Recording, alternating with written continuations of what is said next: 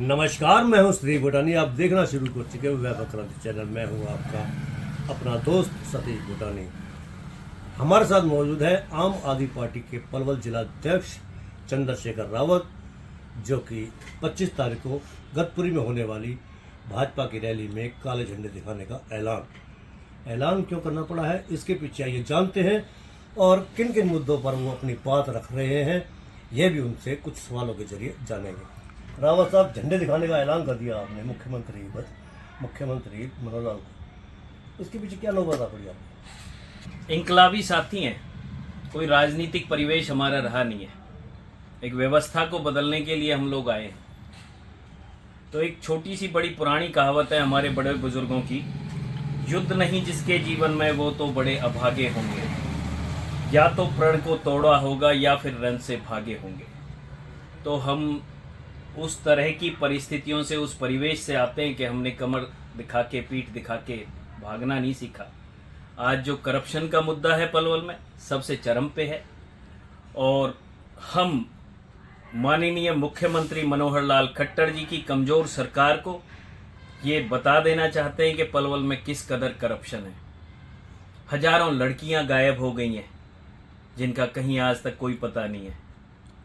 यहाँ की सड़कें बनती हैं, टूट जाती हैं, टेंडर भर के उनके पैसे ले लिए जाते हैं, पता नहीं किसकी मिली भगत शामिल है।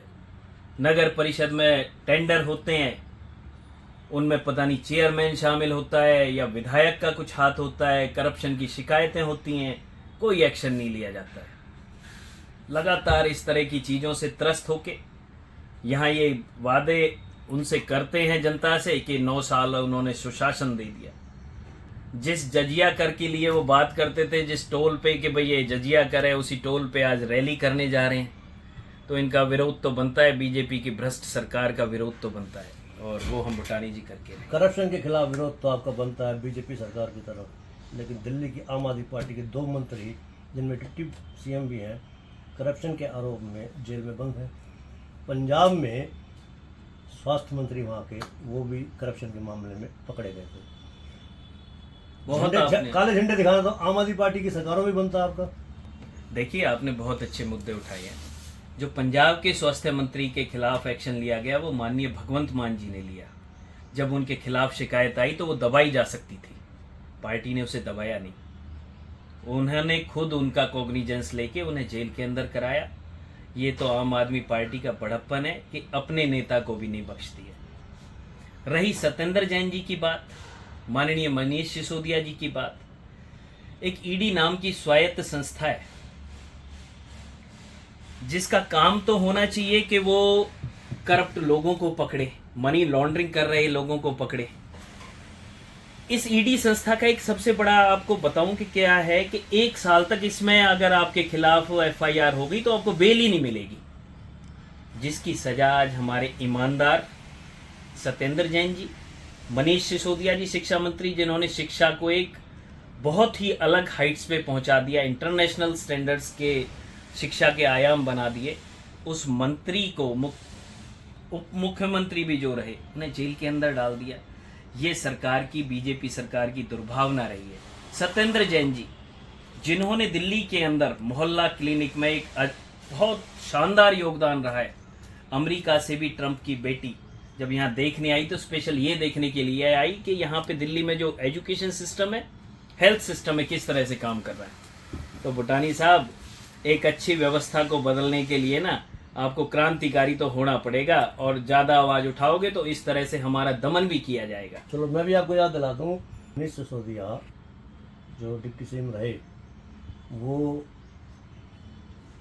शिक्षा मंत्री की हैसियत से नहीं, शिक्षा में पॉलिसी लाने की वजह से नहीं, आबकारी नीति गलत बनाने के विरोध में वो जेल में है। और आप लोग महिमा मंडित करते हो, ईडी ने जेल में बंद कर दिया, ईडी ने केस बना दिया, एक साथ अजवांत नहीं है। वो आबकारी नीति जो खिलाफ गई है उनके, उसके मामले में गए हैं, ना कि शिक्षा नीति के।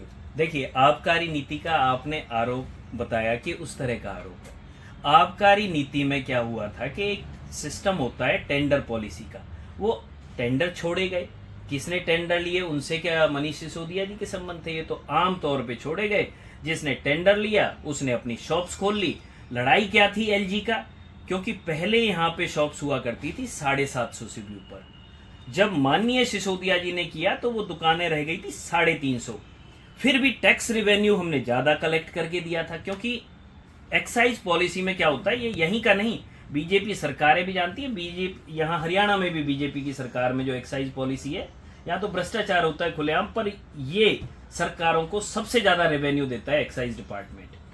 तो वहां पे भी जब रेवेन्यू मैक्सिमम आने लगा, कलेक्शन होने लगा और दिल्ली सरकार में काम होने लगे, क्योंकि उस टैक्स के पैसे को हम लोग लगाते हैं, वो काम में आता है, तो वहां पे एलजी का मुद्दा ये हुआ कि इसमें तो हिस्सा नहीं आ रहा। उसके अपने जो सगे संबंधी और उस तरह के लोग थे, उन्हें कहीं पे भी ठेका नहीं उन्हें मिल रहा है। तो ये कुछ ऐसी टेक्निकल इश्यूज उन्हें फेस हुए, जिस वजह से उन्होंने गलत तरीके से, चलो आप तो कलेक्शन के मामले में तो कभी हार मानेंगे नहीं। तो आइए उस मुद्दे पे आते हैं कि काले झंडे दिखाने का जो आपको ऐलान करना पड़ा है, वो किन किन मुद्दों पर करना पड़ा? देखिए, पलवल के हमारे बड़े छोटे छोटे से मुद्दे, बहुत बड़े मुद्दों पे नहीं जाऊंगा। नगर पालिका के मुद्दे से उठा लीजिए। नगर पालिका ही किसी शहर की एक जान होती है। ड्रेनेज सिस्टम को हमारे यहाँ देख लीजिए, अब से नहीं, पिछले 8-9 सालों से मैं देख रहा हूँ, बीजेपी की जब से सुशासित सरकार है, सुशासन देने वाली सरकार है, तभी से ड्रेनेज सिस्टम फेल है, क्योंकि उसका पैसा कहीं और ड्रेन हो रहा है। वो ड्रेन कहाँ होता है, ये तो या तो कमेटी के चेयरमैन जाने, पुराने चेयरमैन जानेंगे, और उनके माननीय विधायक जानेंगे, या पुराने पॉलिटिकल सेक्रेटरी जानेंगे। दूसरी चीजें आ जाएं, आम जनमानस की जो समस्या होती है, प्रॉपर्टी आईडी, इस मुद्दे पे जितने घोटाले जिसे कहते हैं, ये तो हरियाणा लेवल का घोटाला है, बहुत बड़े लेवल का घोटाला है। इसमें जब परतें खुलनी शुरू हो जाएंगी, पैसा कहाँ से कहाँ तक पहुँचा है, बहुत बड़ा जांच का विषय है। पर ये बीजेपी की सरकार, इसने प्रशासन को भी इस कदर दबा रखा है कि आवाज़ नहीं उठा पाते लोग। अभी कहते हैं कि इलेक्शन में 1.5 साल है, वो कहते हैं कि भाई ये थोड़ा सा 1 साल निकलने दो, इलेक्शन प्रोसीजर कोड है उसको लागू होने दो, फिर इनके खिलाफ कार्रवाइयाँ होंगी। मैं तो कहता हूँ, जब तक जनता जाग गई है, जनता इनके पीछे लग गई है, जनता ने कार्रवाई करने देने की शुरुआत कर दी है, और उसी मुहिम में हम लोग इन्हें काले झंडे दिखाएंगे। प्राइवेट स्कूलों का भी आप देख लीजिए, मान्यता प्राप्त स्कूल हैं और कुछ गैर मान्यता प्राप्त है। गैर मान्यता प्राप्त स्कूलें बड़ी मनमानी से फीस वसूल कर रहे हैं। उधर खट्टर सरकार क्या कर रही है कि जो सरकारी स्कूलों से अपने अध्यापकों को भी कम कर रही है, काफ़ी स्कूलों को मर्ज कर दिया है, काफ़ी स्कूलों को बंद कर दिया है। भाई एक चीज़ हमें छोटी सी समझा दे ये सरकार, तो हम भी शायद समझ पाएँ, जनता भी समझ पाएगी।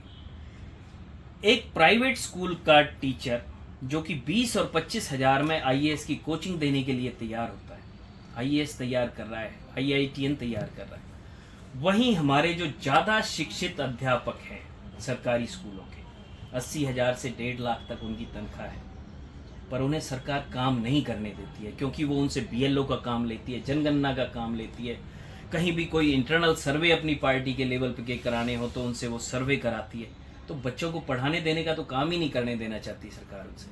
उन्हें अपने एक तरह से, मैं शब्द क्या यूज़ करूं, मैं नहीं करूंगा इस वक्त, क्योंकि कई बार कह जाता हूं, सरकारी अध्यापकों को वो अध्यापक की जॉब नहीं करने देना चाहिए। बस यहाँ सरकार 25 तारीख की जो रैली है उसको लेकर के शिवपाल गुर्जर ने कहा कि पलवल से भीड़ उमड़ पड़ेगी, क्योंकि पलवल जिले के इतने विकास कार्य कराए हैं कि जनता उन्हें याद नहीं रख पा रही है, विपक्षी नेता भी याद नहीं रख पाएंगे कि कौन कौन से कार्य कराए, क्योंकि सरकारी बहुत नहीं बताई उन्होंने। देखिए भुटानी साहब, विकास कार्यों के नाम पे तो ये लोग कितने क्या कहते हैं, हमने देखा इनका विकास नाम का बेटा बीजेपी सरकार का, अच्छा बिजली हमारे यहाँ के सीवर है उसके यहाँ से निकलता है इनका विकास नाम का बेटा। बिजली काफी देर से गायब है, वजह क्या है इसके पीछे? ये बीजेपी सरकार की देन है भुटानी साहब। यहाँ लाइट भी नहीं है, एसी वाले तो हम लोग हैं नहीं, देख लीजिए बेशक माइक वो अपना कैमरा घुमा के, एसी हमारे यहाँ। क्या कहना चाह रहे थे आप?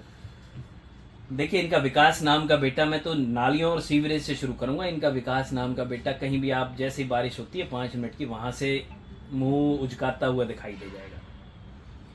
गलियों सड़कों से आप देख लीजिएगा, सारी गली सड़कें उखड़ी पड़ी हैं।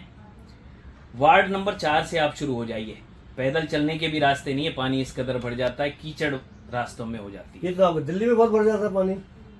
दिल्ली में तो आप देखेंगे 80% से ज्यादा सुधार हो गया बटानी जी। बहुत ड्रेनेज सिस्टम जो इन लोगों ने एमसीडी में पैसा खा रखा था ना, वो अब एमसीडी ने इतने सुधार कर दिए। आप दिन में निकल जाइए, 12 बजे आपको सफाई कर्मचारी दिखेगा सड़कों पे साफ आपने एक करता हुआ। मुद्दा और उठा रखा है 1000 बच्चों के गायब होने का। आपके पास ये सूत्र कहाँ से आता है कि 1000 बच्चे ये गायब हुए हैं? सूत्र नहीं है साहब, ये आप यहाँ के कोई भी हमारा नियरेस्ट स्टेशन आप है, कैंप थाना है, सिटी थाना है, किसी थाने से आप जाके पूछ लीजिए। हमारे पास तो डॉक्यूमेंट्स है, जब हमसे मांगे जाएंगे हम दे देंगे। सारे थानों में रिकॉर्ड्स हैं। 1000 तो हमारी गिनती में है, उससे ज़्यादा भी हो सकती है। जिनकी जो गरीब और लाचार लोग एफआईआर तक नहीं करा सकते, उनकी गिनती आप सोचिए कितनी होगी।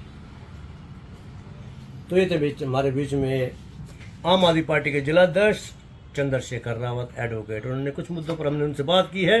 काले झंडे दिखाएंगे 25 तारीख की गतपुरी रैली में। जो उन्होंने विजन बताया है उसके पीछे आप भी जानते हैं, ये भी जानते हैं, सभी जानते हैं। मेरा आपसे अनुरोध है, नीचे जो आप यूट्यूब चैनल देख रहे हैं, इंस्टाग्राम, फेसबुक पेज और ट्विटर हैंडल, इसको आप लाइक, फॉलो और कमेंट अवश्य कीजिएगा। इस लिंक को आप ज़्यादा से ज़्यादा शेयर भी कीजिएगा। धन्यवाद। जय हिंद, जय भारत।